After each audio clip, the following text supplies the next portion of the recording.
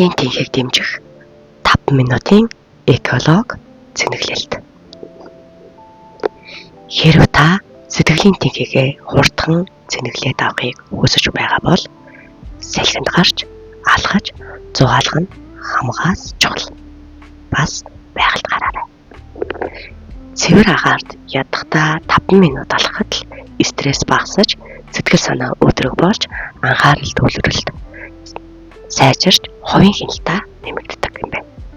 Цэвэр агаарт дасгал хийх гэдэг нь гэрээс гадуур байгаль ихэнхээ дэргэд хийх биеийн альва идэх хөдөлгөөн юм. Дасгал нь аль болох богино, идэвхтэй байх тусмаа сайн. Урт удаан дасгал хийснээс зүүн тооны хөдөлгөөн хийж биеийн чиглэгээ гаргах нь таны сэтгэлийн санаа өөдрөг байхад илүү дэмтэй байх болно. Та заавал үсээ гаргах эсвэл өөрийгөө ядраах хэрэггүй. Хүнд ачааллыг бодвол явган алгах зэргийг ирч багтай дасгал нь илүү сайн нөлөөлж хормын дотор үр дүнгээ өгдөг.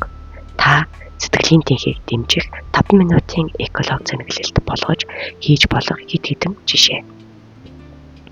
Овсосоо гараад ойрын цэцэрлэгт хүрээлэн рүү явах, чих өвчний хөгжмөрөө дуртай дуугаа сонсоод гудамжаар жаахан алхах, нохоохоо салхилуулангаа зугаал бас түнтэйгээ тоглох, хашаандаа эсвэл цэцэрлэгтээ ажиллах, цэвэр агаарт гараад энгийн дасгал хийх, байрныхаа хүүхдүүдтэй хөөцөлтөн гүйх, хүүхдээ харангаа алхах, хүүхдээ салхилуулангаа алхах гэх мэт биеийн тамирт дургууныг нь хүний бодол хэрхэн өөрчлөгдөх тухай боддгооч бас байдаг.